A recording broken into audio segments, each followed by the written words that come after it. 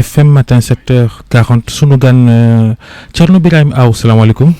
waaleykum salaam Babacar.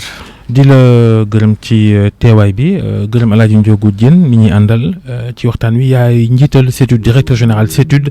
di bànqaasu nguur nga xam ni moom lañ dénk wàllu transport ci Ndakaaru ni ñu koy organiser buñ dee tënk ci wolof xëy na mënees na koo tënkee noonu bokk ngeen ci ñi nga xam ne ñoom lañ dénk ñu defar li ñuy wax BRT di yoon wi nga xam ni ay bus spécial fay jaar war a dox yoon woowu diggante Géejawaay ba centre-ville fii ci Ndakaaru démb la njiitu réew mi teg xeer wu njëkk wi ndorteelu liggéey bi mandargaal ko cérémonie ca Géejawaay coow li nag bëri na lool waaye dañuy njëkk junju njëg li daanaka 300 milliards ñetti téeméeri milliards ci 18 kilomètres loolu moom seeruta Babacar maa ngi tàmbali di la nuyu di nuyu Alaaji Assane nuyu askanu Sénégal ñi ñuy déglu ci rajo bi ak ci télé bi di am kontante d'abord ci journée bi ñu def démb parce que foog naa ñun ñëpp ci war a ànd sant yàlla parce que dëkk bu demee ba toll foo xam ne nii daanaka at bu jot ñu tàmbali projet boo xam ne day nekk projet bu mag war fi yokk koom-koom war fi yokk liggéey war fi tamit indi loo xam ne day yombal dem ak dëkk bi sant la ñuy tàmbalee di sant borom di sant suñuy kilifa le président de la République ministre yi nga xam ne nii ñoo àndoon ci liggéey bi sant askanu Géejawaay ak commune yi ñu ci àndaloon 300 milliards cherul ci projet bi ñu nekk parce que liñ ci war a jàpp mooy souvent damay dégg nit ci di jël projet rek jël investissement bi def benn ratio au kilomètre ne bu ñu demee beneen dëkk kilomètre bi lii lay jar du noonu parce que projet BRT bi ñu ngi ko doon wax démb romb na projet transport dafa indi corridor bi di ngeen ko gisee am na seen xarit yoo xam ne dañ naan tali bu juddu ak ay otoom la oto yooyu foog ngeen jël ko baal ma mais jaadu na ñu laaj bi loolu jaadu na askan wi laaj ndax benn kilomètre bu ne bu naree jar 16 milliards jar na ñu laaj. boo ma mayee rek ma continuer tuuti wax ne projet bi dafa ànd ak tali ànd ak ay otoom ànd ak aménagement paysager assainissement yëg ngeen ne askan bi ñu ngi koy joytu donc dañ ciy defar assainissement dañ ciy def éclairage dañ ciy def mobilier urbain def ci sécurité def ci information voyageur donc loolu yëpp boo ko boolee tënk ko mooy li nga xam ne nii mooy 300 milliards yi donc ci anam boobu lañ koy mën a saytoo boo xoolee tamit dëkk yi nga xam ne nii ñoo am mode de transport bi biir Afrique matul fukki dëkk te bu ñu xoolee li ñuy tuddee BRT heavy BRT mooy BRT bu mat toll fi ñu def ñun suñu BRT muy jël 300 000 voyageurs yooyu ñett dëkk ñoo ko fi am presque ñun ñooy ñeenteeli dëkk bi ci biir Afrique laa wax nag donc projet bu am solo la te toll nañ foo xam ne nii Dakar nag foog yu mel nii di am parce que boo xoolee ñu ne 25 véhicules lañ moo fi nekk pour 1000 personnes pays développé di def 500 véhicules pour 1000 personnes ñu war a doubler suñu population en 2040 actuellement on fait 3,7 millions d'habitants jot na Sénégalais yi comprendre ne benn yoon rek moo am pour ñu jubal suñu koom-koom askan wi di gis seen bopp ci koom-koom boobu mooy dem vers les transports de masse loolu mooy TER loolu mooy BRT loolu mooy restructuration globale du réseau de transport public bi ñu nekk di tëgg su ko defee ku mel ni Babacar ku mel ni Alaaji Assane ak Thierno Birahim Aw ëllëg bu ñuy liggéey dugg ci kaar yi mën a teg seen oto ñu gaawal mais liggéey yi mi ngi soog a tàmbali mais déjà njàmbat yi bëri na ñu bëri ci askan wi di joytu ndax li ñuy bañ mooy li leen dal ci teer bi fatt nit ñi kenn mënu dem kenn mënu dikk ñu bëri ragal ne boo matul teeluwaalu gën a aay jafe-jafe dafa nar a gën a yokk ci askan wi. waaw Alaaji Assane dama lay gërëm ci. Njóogu la waaw ñoo bokk fu ñu jógee kii Pout kii Thiès ñoo yem rek baccalauréat mu ne Dakar. wax nga dëgg Alaaji Assane tam ku ma sopp la Njóogu maa ngi lay sant ci question boobu parce que daf may ma leeral dégg naa ñaari fan yi vraiment wax sa xalaat bon démocratie nag loolu la wax sa xalaat am na waaye wax loo xam tamit baax na ci dama bëgg leeral ne BRT bi lépp loo xam ne dafa jëm ci indemnisation personnes affectées par par le projet indemnisation yi dañ ko sécuriser ba pare nekkuñu foo xam ne nii dañ naan ñii dañ leen di fay ñii dañuy concilier dañuy xaar ay app pour fay leen amu ci li nga xam ne nii xayma nañ ko ne ñii dañuy jug te yàlla def na projet bi tëgg nañ ko tëgg boo xam ne kër yi bëriwu ci parce que 90% yi quasiment ay place d'affaires la amovible yu ci bëri li nga xam ne mooy ndàmpaay dañ ko sécuriser ba utal ko compte dédié loolu laa bëggoon leeral d'abord dégg naa ñu naan kilifa réew mi démb bi muy wax ci discours bi waxul ci loolu mais bu ci waxul dafa fekk ne jarul wax dañoo sécuriser li nga xam ne nii mooy ndàmpaay tënk ko jox ko benn banquier bu ñu sélectionné mu tëj ko ci comptam ñuy indemniser préfet Guédiawaye ak préfet Dakar indi nañ ci ay leeral ñi ngi indemniser ñi nga xam ne ni concilier nañ leen de manière très correcte conciliation bi fi ñu ci toll nii tamit sori na bi ci topp mooy li nga doon wax sànq ci tëj dëkk bi projet bi duñ ko tëggee noonu c'est vrai que projet d'envergure la démb maa ngi expliqué ne 23 stations yi desservir BRT bi boo defee rayon wu 500 mètres rek 500 000 habitants la boo defee 1000 mètres di nga ëpp 1 million d'habitants loolu li tax ma koy wax mooy dañuy jël corridor bi gën a dense ci Dakar fi nga xam ne ni tamit moo ëpp coono ci déplacement muy congestion ñu ne fii la ñu war a def suñuy effort def études yoo xam ne c'est des études très sérieuses projet nag bu ñu koy tàmbali pour dalal foofu xale yi dañuy def plan de gestion environnementale et sociale il y a beaucoup de mesures de mitigation mooy def ay plan de circulation phase projet bi xam fa ñuy tàmbali par exemple war na ber ñëpp ne dinañ xool fi nga xam ne mooy gën a oyof pour tàmbali ñu tàmbali foofu mais bu ñuy tàmbali foofu dañuy def ay voies de détour informer nit yi bu foofu jeexee ñu tijji ko dem problème nar a amee nag fàtti yoon yee kenn du am foo jaar dëkk bi gën a xat waaw loolu laa lay expliquer ne fàtti yoon yi day fatt bu dee defoo ay jumtukaay pour yoon yi bañ a fatt dama ne la dañuy def études yoo xam ne nii dinañ def ay alternatives voies de circulation yoo xam ne dinañ ko tijji wax nit ñi ne fii mën ngeen fee jaar pendant ñuy tàmbali travaux yi fii fi ñu tàmbali travaux yi tamit bu paree ñu mën koo tijji ñu continuer jaar seen yoon ñu def plan de circulation. vraiment ñaata temps la liggéey bi di durer. waaw liggéey bi normalement ñu ngi ko xayma ci 30 mois waaw 30 mois mooy presque 2 ans et demi mu war a jëm 2022 waaye démb dégg ngeen président son excellence le président de la république Macky Sall li mu ci wax mooy te loolu ñun ñëpp ci ànd ministre des transports CETUD AGEROUTE mooy am nañ yàkkin ne entreprise bi ñu jox travaux yi mën na indi délai boo xam ne mooy gën a gàtt démb président 25 mois la wax te entreprise bi mën nañ ko wóolu ci loolu ndax def na ko ci liggéeyu Ila Touba. président moom daa ak yéen sax yéen ñëpp. président da ngeen war a bàyyi ay app ay joxe date sangam. weer sangam ñu kii te mujjantal ga safaan ga la. waaw Babacar loolu ça dépend ci date yi ngay joxe rek ñun mën nañ am yaakaar ne entreprise bi buñ ko libéré mën nañ jël délai yu gën a gàtt 30 mois yi. Ça dépend ni ngay planifier sa liggéey am nañ niveau d'adhésion population boo xam ne maa ngi profito ci loolu gën a sargal remercier gouverneurs yi préfet maire yi ñu àndal ci liggéey bi yëpp ak population yi collectifs yi yoo xam ne c'est des collectifs citoyens loolu tam baax na sénégalais yi di ko wax démb ngeen doog a dégg ñu naan ay am na ñaxtu yooyu nag peut-être ñaari kàddu la wala ñett yu jib bu ñu woowoon seetu ñu indil leen ci ay leeral parce que. ñaxtu yi nag. waaw Thierno Birahim Aw. Babacar ma fàttali ne yaa jiite CETUD directeur général CETUD. waaw ñaxtu yi du rek sax ñi nga xam ni ñoom la yëf yi laal ñu war leen a dàmp waaye ci wàllu professionnel BTP yi. nee ñu BRT bi tali bi ay chinois ñoo koy defar ñoom bañuy sax chinois waaye dañ ni chinois yi bu ñu leen joxe marché bi itam waroon nañ ci boole ay société Sénégal yu yëngu ci wàllu BTP ñoom it ñu am ci dara. Babacar da nga may occasion tam ma indi leeral foofu dama bëggoon terminer ne personnes affectées par le projet yi dafa am collectif yi leen jiite collectif yu responsable dama bëgg jël 1 minute pour nuyu leen sargal leen parce que dëkk noonu lañ koy defaree dëkk foog am yenn saay bu tolloo ci tabaxu am ñu bàyyi tuuti ci li ñu am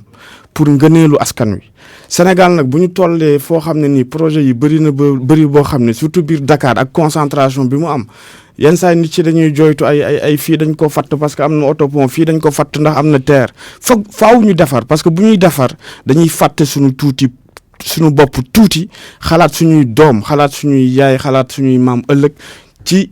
loolu la ñuy defaree réew ñaxtu boobu ñuy wax ci BTP bi dama bëggoon wax ne ku xam procédure état xam procédure bailleur yi ñu àndal banque mondiale banque européenne d'investissement xam ne critères yu gën a rigoureux ci monde bi pour dérouler passation de marché moom lañ def ci début bi ci tàmbali gi on a 17 entreprises qui ont acheté le dossier loolu baax na di leeral 17 entreprises ñoo jënd dossier bi ñu def préqualification 15 yi ñëw ñu pare sélectionner 15 entreprises loolu xawma lan la ñu mën a tuddee lu dul marché bu concurrentiel. 15 entreprises yooyu amoon 15 entreprises yi ay sénégalais ñu ngi woon ci biir. xam nga projet bu toll nii ñu xayma ko ci 136 milliards bi ñu ko attribué CRBC mënoo ko def te defin bi àndul ci anam yi gën a leer mooy projet boo xam ne. li ñuy wax préférence nationale. dafa am mbay ci sa wewu tànk. Babacar boo ma mayee rek ma. wala nga laax jaay nga laax lekk dinaa ñëw foofu. xam nga 15 entreprises yi àndoon compétir bi ñu nekkee ci préqualification bi 15 yooyu ay Sénégalais ñu ngi ci biir préférence nationale ñun ñoo leen ko gën a bëgg. préférence nationale mooy fexe ba say entreprise màgg ak croissance économique bi nga xam ne nii moom mooy am Sénégal bi ñu paree ci 15 entreprises il fallait ñu sélectionner bi ñu defee critères de sélection yi CRBC moo gagné parce que Sénégalais yi aussi loolu lañ ñu sant mooy boo defee projet nga def compétition li nga ciy laaj mooy qualité ak coût qualité bi da nga koy respecter ak mu conforme ak coût bi CRBC dafa gagné ci anam yooyu naw ñu nag ne dañ ko jox CRBC rek benn Sénégalais du ci liggéey CRBC mi ngi Sénégal donc dina jël ay entreprises sénégalaises ànd ak ñoom ci liggéey bi marché d'exploitation bi démb président bi leeral na ko dañ ne dès le départ dañuy jël loo xam ne nii dañ koy dencal réew mi muy participation. balaa ma bàyyi Ndiogou loolu tam beneen problème la réglé guñu problème mu marché bi ngeen jox ay Chinois sénégalais ne yaakaaruñ ci am dërëm ñu ne bu pare ñu ne bu paree Babacar mënu ma la bàyyi nga wax boo ma ko mayee 2 minutes rek. non 2 minutes bëri na. non 1 minute non xaaral ma wax la 1 minute bi mooy bu ñu ne mënoo wax ne marché bi dañ ko jël jox ko ay Chinois marché bi dañ ko def compétition internationale y a eu 17 entreprises à la fin ñu jox ko CRBC mu gagné ko en toute conformité. léegi coow loolu jeexagul. ci biir marché boobu Sénégalais yi dañ ciy liggéey. loolu laa la bëggoon nekkul marché bu ñuy joxe. bu weesoo marché tabax gi. ñu ne bu noppee nag exploitation bi sax sàggantul ñu jox ko ay sociétés yu jógee bitim réew itam. loolu tam beneen jaaxle la. kan moo wax loolu. mais ñi nga xam ne ñooy yëngu ci wàllu bâtiment yi dégg nañ leen ci coow li ñu ni exploitation bi boo deful ndànk. ñu jëlee bitim réew ñoo cay ëppale. ñu yor bâtiment ñoo wax loolu. tontu la rek ba xam. exploitation bi nu muy demee. léegi li ma la waxoon ci njëlbeen bi ci infrastructure bi rek laa lay wax. marché kenn du ko joxe Sénégal dañ koy def ci compétition marché bi nag ci ni muy toll. mooy laaj compétition est-ce que état Sénégal dafa obligé exploitation bi muy def ay appel d'offre marché ci ni muy toll da ngay def appel d'offre international parce que compétence yëpp newul Sénégal xam nga TER bi bu ko Sénégalais yi mënoon dawal ñu jox ko Sénégalais yi mais dañuy jël Sénégalais yi moo ñaale leen ci biir former leen. bu ñu la déggee dafa mel ni Sénégal ñun mënuñ dara. waxuñu loolu de. yow yaa ko wax dama ne la. dafa am compétence yoo xam ne bu amul Sénégal foog nga am loo ci outil boole ko ak doomu réew bi monter en compétence après bu ñu amee fi nga xam ne ni foofu lañ toll pour yor li nga xam ne ni mooy technologie boobu ñu jiital Sénégalais yi projet yëpp noonu lañ ko tëggee dafa am vision nag jëluñu alalu réew mi wala projet réew mi du ko dénk ay étranger ñooñu fañ jàngee fa lañ jàngee ñun ñi dëkk fii mais dafay am complexité yoo xam ne dafa am looy jëndi réew dëkk yëpp a koy def. dafa am gérer société d'exploitation loolu. Babacar loolu laa doon wax sànq ci wax loo xalaat ak wax loo xam c'est-à-dire bu nekkoon bus kese ñu jox ko Dakar Dem Dikk wala ñeneen du loolu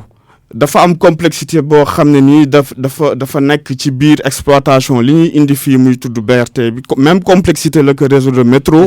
wala réseau de tramway ñoom tam amuñu xarañ mi. am nañ xarañ bi loolu laa lay expliquer mais yenn saay li nga soxla ci technologie yëpp doo ko am dafa am lu nekk fii da nga koy jël li ci des boo ko jéggaanee da ngay fexe ba monter en compétence ci saa si dugal ko moo tax ma ne la bu doon bus kase duñ ko jéggaane c'est-à-dire ñun ñi fi nekk di doomu réew mi def nañ ay études yu sérieuses ànd seeg bailleurs yi di valider donc dañ def appel d'offre international pour jox askan wi te ñoom ñu ngi koy xaar dégg naa démb seen auditeurs yi d'ailleurs bi Alaaji Assane di def émission yaa ngeen gis ne sénégalais yi ñu ngi koy rafetlu sénégalais yi dañu sonn ci wàllum pass yi par exemple ci congestion bi yéen ñi da leen di dal dañu sonn ci congestion dañu sonn ci oto yoo xam ne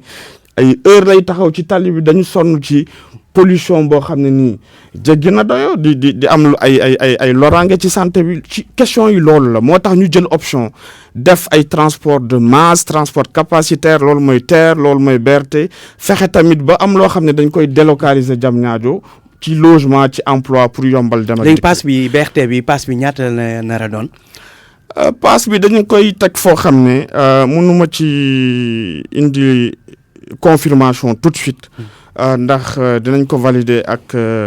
ñi ko bokk ñëpp mais li ma mën a wax. mooy am ñeenti téeméer la. loolu ñeenti téeméer amul waaw wax dëgg yàlla fii laa koy waxee. léegi mu teggi ko. le pass bi suñuy étude war na ne li nga xam ne nii moo fi nekk mën na ko weesu tuuti waaye. du egg sax li fi nekk ak yooyu noonu loolu du wax li fi nekk ñaata lañ ñooy wax non loolu wax la xaaral ma wax la peut-être yow yaa xamul li fi nekk ñaata la Guédiawaye ak Dakar pour def sa dem ak dikk yaa ngi fay 300 en moyenne. mais ñi dëkk Guédiawaye peut-être yow dëkkoo Guédiawaye te am coono lool ci transport bi ñu ngi fay 500 ba 1000 francs dama bëgg wax ne BRT bi moyenne prix bi foofu lay nekk entre 300 ba 500 francs bu dee corridor bi ñeenti téeméer moom xaaju koo egg loolu laa bëgg leeral ci askan pour askan wi. waaw léegi waxtu bi daanaka jeex na waaye ci wàllu exploitation bi il faut que ñu dellusiwaat ci exploitation bi lan moo ci garaaw bu tax ñu war ko ubbil ay nit yu ne bitim réew pour ñu tenter chance su exploiter BRT Sénégal. Babacar sànq foog naa tontu naa ci loolu dafa am niveau de complexité boo xam ne ci BRT bi musuñu koo dawal Sénégal donc loolu mu xam ne musoo koo dawal. mënuñu former ay nit balaa yëf yee pare. non loolu daf ciy am dafa xam li ñuy jéggaan ni mooy ki nga xam ne nii moom mooy def li ñu mën a tuddee rek cerveau système bi. comme niñ ko defee ci terre bi moom mooy mettre en place système d'exploitation moom tamit mooy dem jëndi bus yi parce que loolu loo xam ne day wàññeeku la ci effort yi état waroon def ko feneen def ko ci jàngale bi def ko ci santé bi bus yi dégg ngeen démb kilifa réew bi xayma yi mu joxe mën na atteindre 40 milliards bu ñu ne secteur privé bi daf koy jël ànd ak secteur privé sénégalais mu am contenu local ñu jël ay sénégalais formé leen bus yi ay doomu bi yeneen réew ñoo koy dawal ay sénégalais ñoo koy dawal ñu ngi xaar ci phase exploitation près de 1500 emplois ay sénégalais. concession bi ñaata la doon gis nañ Sénac bu dee péage bi ñoom ay 30 ans lañ leen jox yëf yi. ñu ngeen koy joxe nag yéen. voilà léegi nag damay kontaan tontu ci loolu pour wan la ne cohérence bi foofu la nekk li ñuy jéggaan ni mooy li nga xam ne nii amu fi. bopp ak xaalis bi nga xam ne nii dañ ne opérateur privé bi mooy jël risque dem jëndi oto yi dafay cher ba 40 milliards la 40 milliards bi bu oyofee ci poche état dañuy jël 40 milliards yooyu def ko ci jàngale mi def ko ci santé bi def ko ci leneen léegi concession bi pour dëggal encore li may wax li tax ñu jël privé local bi dugal leen ci biir exploitation bi mooy 10 ans lañ joxe ci biir 10 ans yooyu dañ ne dañuy fexe ba sunu ay acteurs locaux sunu privé local bi monter en compétence jël BRT bi avant 10 ans wala ci biir 10 ans yooyu après ñu développer sunu réseau de transport vraiment. BRT bu paree xanaa war naa mën a joxe 3e mandat wala doo wax ci loolu mooy nouvelle yu rafet yi ma fi indiloon askan wi. di leen gërëm Babacar di leen gërëm bu baax. ñu doon waxtaanee BRT mënoon ngeen ko tuddee bërët ci wolof BRT mu ngoog. dinañ ci xalaat yéen doon jàmm.